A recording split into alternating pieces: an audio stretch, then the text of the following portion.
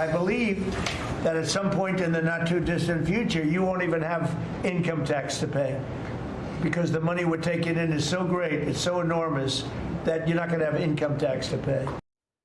A bold pledge from President Trump to end the income tax for some Americans, but not everyone is pleased by that idea. Washington State Governor Bob Ferguson is backing an income tax proposal for millionaires in his state. Our system here in Washington, our tax system, way too regressive. What does that mean? The wealthy pay a smaller percentage of their income in taxes as opposed to 99% of our population. That needs to change. Seattle radio host Jason Rantz disagrees. He writes this on X, quote, "This is an unconstitutional income tax, but the Washington Supreme Court will give it the green light and taxpayers will be screwed once again." I'm pleased to say that Jason Rantz joins us now live on this Christmas morning. Great to see you there, Jason.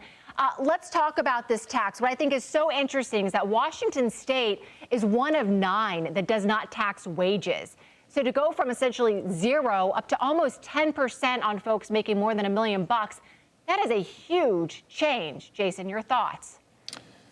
It's not just a huge change, it's actually unconstitutional. But the problem is we've had these kinds of income taxes be proposed before, such as the capital gains tax, what the federal government literally calls an income tax.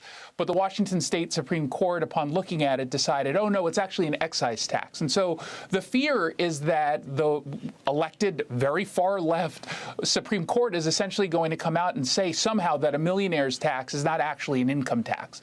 That's the only reason Bob Ferguson is doing this. On the other hand, it's really important to note that the gap that we have to fill, because Democrats have a clear spending problem here, far exceeds what they would bring in from this millionaire tax anyway. So rather than just get their spending in order, they're choosing just to bring in more and more money.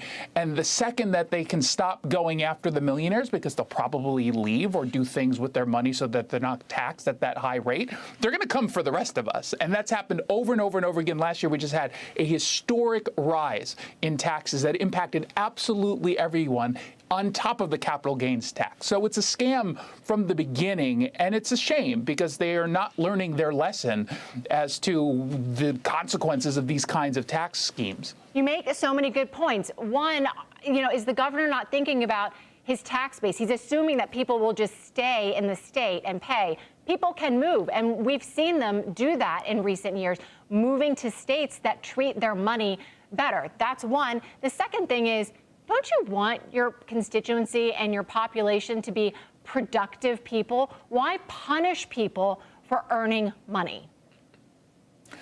I will say this is where their thinking is. There's two pieces. Number one, it's political because they are proposing a budget that has a ton of cuts in it.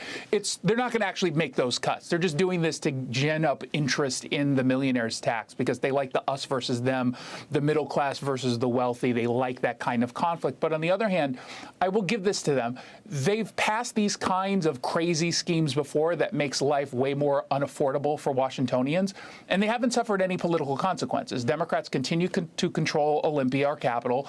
They continue to get everything that they run for, and pretty much there's very little resistance when it comes to voting time. So we've almost primed them to push these kinds of ideas. You'll get some people like me who are upset about it, but then the voters ultimately just, again, continue to vote for Democrats. And so until they pay a political price, they're not going to stop. Well, one has to wonder whether this might just be taking it just one step too far. We have to leave it there, Jason. Thank you very much for joining us. Merry Christmas to you. Hey everyone, I'm Emily Campagno. Catch me and my co-hosts Harris Faulkner and Kaylee McEnany on Outnumbered every weekday at 12 p.m. Eastern, or set your DVR. Also, don't forget to subscribe to the Fox News YouTube page for daily highlights.